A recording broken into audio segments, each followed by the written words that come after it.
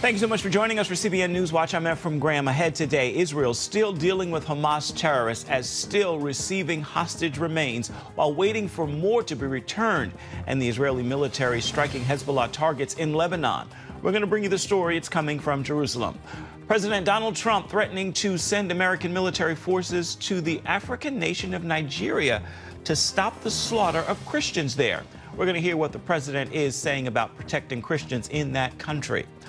Also, here at home, the important elections being held tomorrow for the governor of New Jersey and Virginia and for New York City mayor, who may choose its first Democratic Socialist as its next mayor. And we're going to hear from a man held hostage by Hamas for 491 days. Eli Sharabi tells his story of multiple near-death experiences, deprivation and humiliation. All those stories and more right now on CBN NewsWatch. This is CBN NewsWatch. It is Monday, the 3rd of November, going to begin this half hour in Israel where the military is working to take out Hamas terrorists and where more bodies of hostages have been returned. All of this as Israel is taking Hezbollah in Lebanon. CBN News Middle East correspondent Julie Stahl brings us the story. She's reporting from Jerusalem. Hamas returned the bodies of 3 hostages Sunday evening, including American-Israeli tank commander Captain Omer Nutra, Staff Sergeant Oz Daniel, a member of his tank crew, and Colonel Asaf Hamami, who served as a commander of the Southern Brigade Gaza Division. We got Nutra, from New York and from the United States, and I spoke to his parents. And they're thrilled in one sense, but in another sense, obviously, it's not too great. But we're very happy to have done it. The return comes after Hamas delivered 3 bodies on Friday that turned out not to be hostages. 8 hostage bodies still remain in Gaza, including 1 American. Israeli Prime Minister Benjamin Netanyahu said Israel is working to eliminate pockets of Hamas terrorists in areas under Israeli control. The entire issue of risk to our forces, my directive is unequivocal. If there is an attempt to harm our forces, we will strike those who attack and their organization to protect our forces. We are determined about it. Netanyahu says that while Israel does report to its American friends, they don't ask permission. Dismantling and demilitarizing Hamas, disarming Hamas, demilitarizing the Gaza Strip. This is the principle we adhere to. This is what we agreed upon between me and President Trump. And this is how we operate in a clear framework. And of course, if this is not done in one way, then it will be done in another way. In an interview with CBS 60 Minutes, President Trump said the Gaza ceasefire is very solid. I mean, you hear about Hamas, but Hamas could be taken out immediately if they don't behave. They know that. If they don't behave, they're going to be taken out immediately. If I want them to disarm, I'll get them to disarm very quickly. They'll be eliminated. They know that. Meanwhile, in Lebanon, Israel continues to strike Hezbollah targets, killing 5 terrorists over the weekend. The U.S. Special Envoy for Syria, Tom Barak, describes Lebanon as a failed state, without a central bank, no electricity or education system. Nevertheless, he says, the leadership of Lebanon is good, and the way forward is to have good relations with Israel. The Lebanese leadership today is solid. President Aoun, Nouaf, even Speaker Berry. They're trying, but they're dinosaurs. You have to go from the payphone to Starlink. And Starlink is, you go from Beirut to Tel Aviv. You have that conversation on the blue line, you have the conversation with Syria, and in 4 months you could end all of this. Julie Stahl, CBN News, Jerusalem. Here in the United States, President Trump is threatening to send the U.S. military into Nigeria to stop the slaughter of Christians. Islamic terror groups have targeted Christian communities there for decades. The Nigerian government says it welcomes the help in the fight against terrorists, but only under certain conditions. CBN's Dale Hurd is on this story. After first denying the problem, the Nigerian government now says it would welcome U.S. help in fighting Muslim insurgents killing Christians, as long as its territorial integrity is respected. This after President Trump warned on Truth Social the U.S. military stands prepared to go into Nigeria guns a-blazing. claiming the country's government is allowing Christians to be slaughtered and adding the Nigerian government better move fast. On Nigeria, just wanted to ask you, do you envisage U.S. boots on the ground? Could be. I mean, a lot of things I envisage, a lot of things. They're killing record numbers of Christians in Nigeria. And they have other countries very bad also. You know that part of the world very bad. They're killing the Christians and killing them in very large numbers. We're not going to allow that to happen. Estimates of the number of Christians killed in Nigeria from Muslim extremist groups and sectarian violence since 2009 are in the tens of thousands. Some claim it exceeds 100,000. Nigeria is split nearly equally between Muslims and Christians. But over the last decade, the violent terror group Boko Haram and other extremists have increased attacks in northern Nigeria. Nigerian broadcaster and political commentator Cyril Abaku said if U.S. involvement makes Nigeria safer, Nigerians would welcome it. We are at a level where terrorism is now a global problem, and our communities don't feel safe. And so if we have support from outside coming to say, we want to work with you to help stem the tide, I think we should buy it. This is something that we should welcome, frankly. President Trump also declared Nigeria a country of particular concern, opening the door for State Department sanctions. Sunday, churches around the world took part in the International Day of Prayer for the Persecuted Church. Ryan Brown of Open Doors U.S. says prayer is the most important thing the church can do for Nigerian Christians. Our brothers and sisters, the thing that they have most asked for is to know that they are not alone. When the international body of Christ can come alongside on a day like the International Day of Prayer for the Persecuted Church, that sends a strong, strong message to our brothers and sisters to let them know they are not forgotten. Dale Hurd, CBN News. Coming up here in the United States, tomorrow is Election Day in New York City, where a Democratic Socialist appears to be in the lead to be the next mayor of our country's largest city. And there are key races for governor in New Jersey and in Virginia. We're going to bring you a look at all those races when we come back.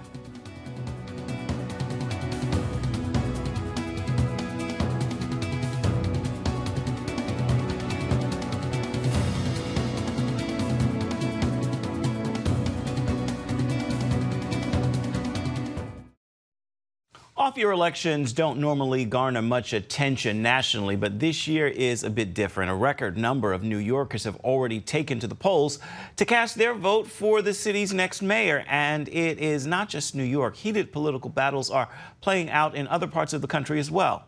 CBN's chief political analyst David Brody has a look at what's at stake. Until just the last few months, nobody knew much about Zohran Mamdani. He most likely will be New York's next mayor. The writing's on the wall. Mamdani will secure the victory. GOP strategist Vanessa Simon understands New York's political terrain. The socialist Mamdani is up against Andrew Cuomo, the state's former governor, who comes with plenty of baggage. Republican Curtis Sliwa has limited support in liberal New York, which leaves Mamdani and his agenda as the one poised to win. He's shiny, well-spoken, has great social media presence, and he's promising everything, including free, ice cream and lollipops. Next door in New Jersey, it's a different story for the GOP, as Jack Ciattarelli has a real shot to become New Jersey's first Republican governor since Chris Christie almost a decade ago. It won't be easy, as Democrats significantly outnumber Republicans among registered voters. Still, Democrat Mikey Sherrill hasn't been able to pull away in polls. Further south in Virginia, Democrat Abigail Spanberger has a pretty comfortable lead over Winsome Earl Sears in the race for governor. One of the main strategies for Spanberger's team is to tie Sears to President Trump, thinking that will be the winning ticket. Walter Kurt covers Virginia politics. They're hyper-focused on telling everybody about Trump. That's all they're talking about. I mean, if you go look at their campaigns, they're not campaigning on Virginia issues. They're campaigning against Trump. The national media likes to run stories about how Virginia could be a bellwether state for how the nation views Trump and how that may translate into what next year's midterm elections may be like. I don't think that's true. I think Virginia voters make their own decisions, and I think it's much more localized than that. It's more about what the Virginia voters actually think is going on in their state. The other state to watch next week is California, where Proposition 50 would essentially allow the blue state's legislature to implement redistricting. If that happens, Democrats would most likely be able to flip 5 congressional seats from red to blue, improving their chances to control the U.S. House next year. David Brody, CBN News, Washington. Still ahead, we're going to go back to Israel and hear from a man who was a hostage of Hamas for 491 days. He was released only to find his wife and 2 daughters and brother had been murdered by terrorists. And he shares why he's determined to make the most of his second chance at life. We're going to have his story right after this. Eli Sharabi spent 491 days in Hamas captivity. When the terror group released him earlier this year, he learned his wife and his 2 daughters died on October 7th. In his new book, Hostage, he describes not only how he survived, but how he chose to live free from anger and bitterness. He sat down with CBN's Julie Stahl with the story. Eli Sharabi moved to Kibbutz Be'eri as a teenager and would later meet his wife Leanne there. Founded in 1946, before the State of Israel, Be'eri was one of the harder-hit Gaza border communities on October 7th. So that was our dream when we raised, family, and they grew up there, and they were very, very happy. But until our heaven became hell on October 7th. Alarms began around 6:30 a.m., and before long, they understood something unusual was happening. We got a message from the emergency team of the kibbutz that says that we need to stay in a safe room because they're suspicious of Hamas terrorists infiltrated Be'eri. At 10:45, 10 terrorists broke into their home. As the terrorists fired, Eli and Leanne covered their girls with their bodies. Shortly after, they kidnapped Eli and took him into Gaza. So I just shouted to the girls, I'll be back, and ever since, that's the last moment I've seen them. If I only knew, I would say loads of things differently and maybe act differently, I don't know. More than 130 were murdered from Kibbutz Be'eri, including Eli's wife Leanne and teenage daughters Noya and Yahel. For the first 52 days, Hamas kept Eli in a home with a fellow hostage, a Thai worker from the kibbutz. Then came a ceasefire. In the first ceasefire, they thought it's a good opportunity to take me to the tunnels because it was a ceasefire. They took Eli to a mosque and inside opened a trap door. I refused in the beginning. It looked like the perfect grave for me. No air, darkness, air all around you. But they pointed the gun towards me, to my head, and then I remember the promise I made to my girls that I'll come back. So I chose life again.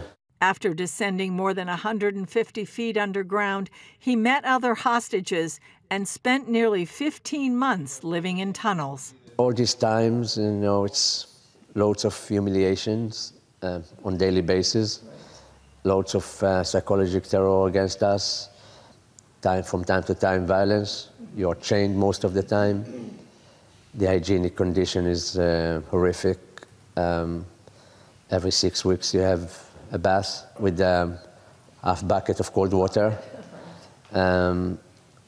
almost no soap, no toothpaste, no running water. Eli studied Arabic, so in captivity he could translate for the other hostages. But you made some important decisions when you were down there about survival. You said in your book you were a little bit older than the other 3 men you were with, and you kind of became like a father figure and an encourager for them. I need to walk every day about their face because it's very, in all this darkness, to find some light. It's not easy, but it's very important. It's there. You just need to look for the light. So I try to force them every night before we were going to sleep to find something, one thing that good happened to them in the same day. And I knew it's like a muscle that you need to train. Though not religious, Eli knew some Jewish prayers by heart. But the second they pushed me into the back of the car, when they kidnapped me, I started to say Shema Israel. I don't know why. Hear, O Israel, the Lord our God, the Lord is one. I didn't stop to say that for 491 days since. After that, I met Eli Cohen that knew the prayers of the morning. So it was very good to open your day like that. I know it was a horrible, horrible situation there, but did you feel God at all? Did you feel like he was with you at all? It was, I think, more than 10 times, which was like, you know, situations that between life and death in a second. And after you pass all these situations and you stay alive, you start to believe. You just believe that someone is protecting you and want you alive. Because of that, when I'm released, for me, it's a second chance, and I'm grateful for that. Well, I'm grateful for loads of things. I'm grateful to be alive. I'm grateful to be free. On February 8th, 2025, Eli was released in a televised ceremony. Weighing less than 100 pounds, he was initially reunited with his mother and sister. That's when he learned the terrorists had murdered his wife and 2 daughters on October 7th and kidnapped and killed his brother Yossi and held his body in captivity. Still people there after more than 700 days. One of them is my brother. And I'm lucky to have Lian for 28 years. I'm lucky to have my daughters for 16 and 13 years. I was very lucky to live in the same kibbutz with my brother and have a great life with him. And I'm so lucky that I had my family that fought for me for 500 days. Eli says it wouldn't be right to let grief overtake him after all the efforts made to free him. First of all, I love life. For me, I got a second chance. Despite the very, very difficult messages I got until the day of my release about Yossi, about Lian, Noya, and Yahel, it's tremendous loss for me. But I needed to choose if to let the grief and the loss to bury me, to wrap me, or to find a way to move on. Shortly after Eli's release, he wrote a book about his experience. His book, called Hostage, is the first from a hostage about what happened. It's a bestseller in Hebrew and now is translated into English and on the way to other languages.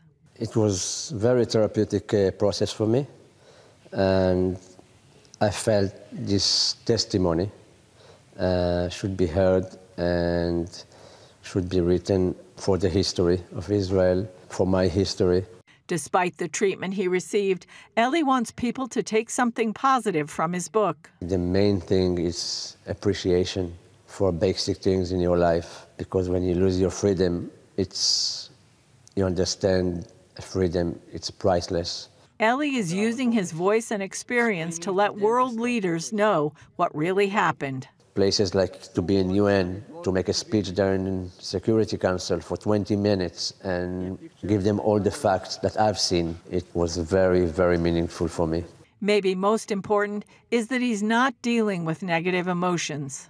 I'm not bitter. Words like sadness and anger, it's not something I'm dealing with day by day, because I feel that these emotions and feelings can hold me back, and I just want to move forward and to rebuild my life. And I think this is the best way my wife and my daughters and my brother will be proud of me. Julie Stahl, CBN News, Israel. And again, Eli Sharabi's book is called Hostage. You can find it online and wherever books are sold. Americans turned their clocks back an hour over the weekend as daylight saving time came to an end. But what do people really think about daylight saving time? We're going to find out when we come back. You're watching CBN NewsWatch. Americans fell back in time an hour early Sunday morning as daylight saving time came to an end for the year. But a new poll shows switching times is not popular. Only 12% favor the current system of changing clocks twice a year, while 47% are against it. And if people had the choice to make, they say, 56% say they'd make daylight saving time permanent, while 42% would stick with regular time. Time now for your Monday motivation. And today I want to leave you with this message as we begin another week together. God's promises are true. Your life may not look like it in this moment, but know this, there is a process to possess the promises. You don't want to skip this step.